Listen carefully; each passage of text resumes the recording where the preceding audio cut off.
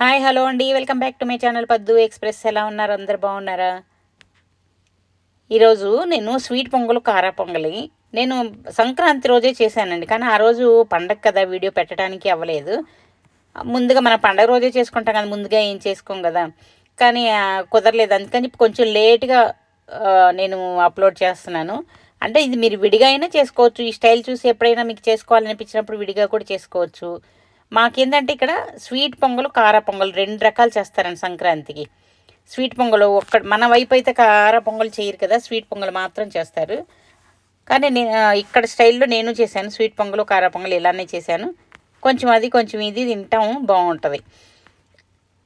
రెండు ఎలా చేశాను ఏంటనేది ఇప్పుడు నేను మీతో షేర్ చేసుకోబోతున్నాను. చూడండి, ఒక గిన్నెలోకి ఫస్ట్ 1కి 4 చొప్పున నీళ్లు ఒక మందపాటి గిన్నెలో పోసేసుకున్నాను.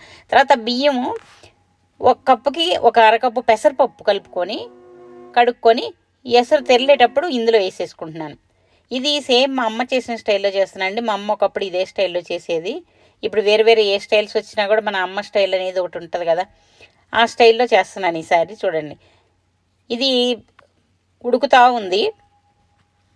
ఉడుకుతున్నప్పుడు మధ్యలో తీసి చూసుకుంటూ ఉండాలి అంత అన్నం ఎంతవరకు ఉడికిందనేది. అన్నం మొత్తం ఉడికేదాకా వెయిట్ చేయాలి. ఎందుకంటే దీనిలో తర్వాత మనం పాలు ముందు పోయట్లేదు, తర్వాత పోసుకుంటాం అనమాట. అందుకని అన్నం ఉడక ముందే పోస్తే మళ్ళీ తర్వాత అన్నం సరిగ్గా ఉడకదు. చూడండి, అన్నం ఉడికిందా లేదా చెక్ చేసుకోండి, ఎంతవరకు వచ్చిందనేది మధ్య మధ్యలో మూత తీసి చూసుకుంటూ ఉండాలి. పూర్తిగా ఉడికిపోయిన తర్వాత దీనిలో చూడండి చాలా వరకు ఉడికిపోయింది.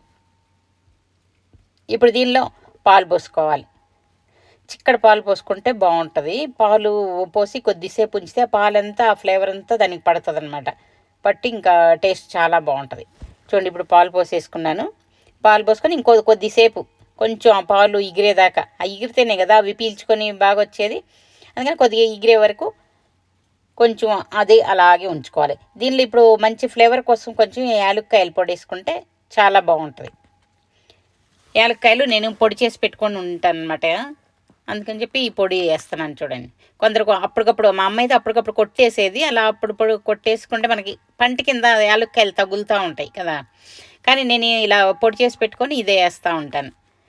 ఇప్పుడు బెల్లం, మా అమ్మ ఏం చేస్తే డైరెక్ట్గా బెల్లం వేసేసేది. నేను మాత్రం బెల్లం కరగేసుకొని దాన్ని వేసుకుంటున్నాను, కొంచెం ఫిల్టర్ చేసుకొని నలకలు లేకుండా. ఎందుకంటే బెల్లం వేసేసి ఇంకా స్టవ్ అది కరిగిపోద్ది, స్టవ్ ఆపేసేయాలి. లేదంటే పాలు వేసాం కదా, ఇరిగిపోయే ఛాన్సెస్ ఉంటాయి. బెల్లం వేసినప్పుడు కొంచెం ఏమో అడుగు ఒక్కోసారి అంటుతూ ఉంటుంది అనమాట. అందుకని చెప్పి నేను ఇలా బెల్లం కరగేసుకొని ఇలా వేసేసుకుంటున్నాను. చూడండి, ఇంకేముంది, అయిపోయింది. కొంచెం అది ఆపేసిన తర్వాతే చిక్కబడుతుంది. అది దగ్గరకు వచ్చి కొంచెం జీడిపప్పులు నెయ్యిలో వేయించుకొని నెయ్యితో సహా అది కూడా వేసేసుకున్నాను. టేస్ట్ మాత్రం చాలా బాగుంటుంది, చాలా సూపర్ టేస్ట్ ఉంటుంది నిజంగా. ఎంతైనా మన పాతకాలం వంటలు పాతకాలం కదా. చూసారా, చాలా బాగా వచ్చింది, చాలా చాలా బాగుంటుంది ఇది. ఆ తర్వాత ఇంకా ఇది పక్కన పెట్టేసి కారా పొంగల్ ఇది చేసుకోవాలి. ఇది ఎలా చేసుకుందాను అనేది చూపిస్తాను. చూడండి, అంటే ఎవరికి తెలియదని కాదు, అందరికీ తెలిసే ఉంటుంది. కానీ ఒక్కోళ్ళది ఒక్కో స్టైల్ ఉంటుంది. ఏమో ఇది ఈజీగా ఉంటే ఇది కుక్కర్లో చేసేస్తున్నాను. చూడండి, ఈజీగా ఉంటే ఒకవేళ తొందరగా అయిపోద్దని మీరు ఇది కూడా ఫాలో అవ్వచ్చు కదా. అందుకని ఒక్కొక్కళ్ళ స్టైల్ ఒక్కొక్క రకంగా మనకు వచ్చినా కూడా కొన్ని కొన్ని టిప్స్ కూడా దొరుకుతాయి ఒక్కొక్కసారి, మనం చూసుకోవచ్చు. ఇప్పుడు చూడండి, దీనిలో నెయ్యి వేసుకున్నాను. నేను కుక్కర్లో చేస్తున్నాను. కుక్కర్లో కొంచెం నెయ్యి వేసుకొని దానిలో జీలకర్ర, ఇవి మిరియాలు అనమాట, మిరియాలు వేసుకున్నాను. మెయిన్ మనకి పొంగల్ అంటే మిరియాలు ఉండాలి కదా, కార పొంగల్ అంటే మిరియాలు వేసేసుకుంటున్నాను. తర్వాత దీనిలోనే సన్నగా తరిగిన పచ్చిమిరపకాయలు కూడా వేసేసుకుంటున్నాను. చూడండి, సన్నగా తరిగిన పచ్చిమిరపకాయలు వేస్తున్నాను. ఆ తర్వాత కొంచెం జీడిపప్పులు కూడా వేసుకుంటే టేస్ట్ ఇంకా చాలా బాగుంటుంది. చూడండి, జీడిపప్పులు కూడా వేసేసుకొని కొంచెం లైట్గా ఫ్రై చేసుకోవాలి. దీనిలోకి ఇంగు చాలా ఇంపార్టెంట్ అండి. ఇంగు వేసుకుంటే చాలా బాగుంటుంది. ఇంగు తప్పనిసరిగా వేసుకోవాలి. కొందరైతే చిన్నులపాయలు దంచి అది వేసుకుంటారు. నేను దీనిలో ఇంకా కొంచెం స్పైసీ కొద్దిగా ఉండాలని చెప్పి మిరియాల పొడి కూడా వేస్తున్నాను. చూడండి, మిరియాలు వేసానా, మిరియాలు మనకి కారం అంత తగలవు, అవి తింటేనే వస్తాయి కానీ తినకపోతే తగలవు. అందుకని కొంచెం మిరియాల పొడి కూడా వేసుకున్నాను. ఇప్పుడు ఇంగు కూడా వేసుకున్నాను. వేసుకొని ఇవన్నీ బాగా కలుపుకొని కొంచెం లైట్గా ఫ్రై అయిన తర్వాత దీనిలోకి ఇప్పుడు నీళ్లు పోసుకోవాలి. ఇది ఒకటికి 4 చొప్పున పోసేసుకుంటే బాగా అంటే కరెక్ట్గా వస్తుంది. మరీ లూజ్గా లేకుండా మరీ గట్టిగా కాకుండా ఒకటికి 4 చొప్పున పోసుకోవాలి. అండ్ ఇందులో కూడా బియ్యం పెసరపప్పు.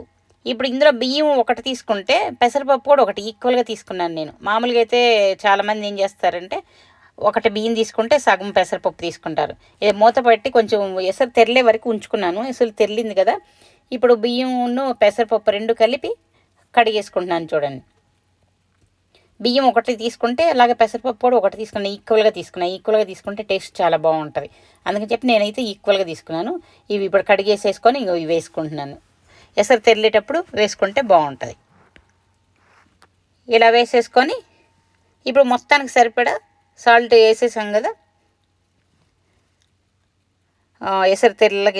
ఎసరు పోసిన తర్వాత సాల్ట్ వేసేసాము. ఇప్పుడు రైస్ కూడా వేసేసాం కాబట్టి ఇంకేముంది, మొత్తం కుక్కర్ మూత పెట్టే కొంచెం తెరిలేదాకా నేను వెయిట్ చేస్తాను అన్నమాట. కుక్కర్ మూత ముందే పెట్టను, కొంచెం తెరిలిన తర్వాత కుక్కర్ మూత పెడితే తొందరగా అయిపోతుంది. చూడండి, అన్నీ ఒకసారి బాగా కలిపేసేసుకొని కొంచెం ఒక తెరలు వచ్చిన తర్వాత కుక్కర్ మూత పెట్టేసేసుకొని 3 విజిల్స్ రానిచ్చేసి ఆపేస్తే సరిపోతుంది. ఆపేసిన తర్వాత మీకు కావాలంటే కన్సిస్టెన్సీ చాలలేదు, ఇంకా గట్టిగా ఉంది అనుకుంటే కొంచెం వేడి నీళ్ళు పోసుకొని 1 నిమిషం మళ్ళీ స్టవ్ మీద పెట్టుకోవచ్చు అనమాట. నాకు ఇది కరెక్ట్గా సరిపోయింది, కరెక్ట్గా వచ్చింది చూడండి. బాగా కొంచెం ముద్దలాగా అలా ఉండాలి, మరి జారుగా ఉండకుండా. అంటే కిచిడీకి అయితే అలా జారుగా ఉంటుంది, కానీ దీనికైతే ఇలా కొంచెం ముద్దగా ఉంటే సరిపోతుంది. చూడండి, చాలా బాగా వచ్చేసింది. స్వీట్ పొంగల్, కారా పొంగలు పండగ రోజు చాలా బాగా దాంతోపాటు ఇది గారెలు చేసుకున్నాం, అలాగే ముద్దపప్పు చేశాను. చూసారా ఎలా ఉందో? నచ్చితే లైక్ చేయండి, షేర్ చేయండి, సబ్స్క్రైబ్ చేసుకుని మళ్ళీ ఇంకో వీడియోతో మేము ముందుకు వస్తాను. బాయ్.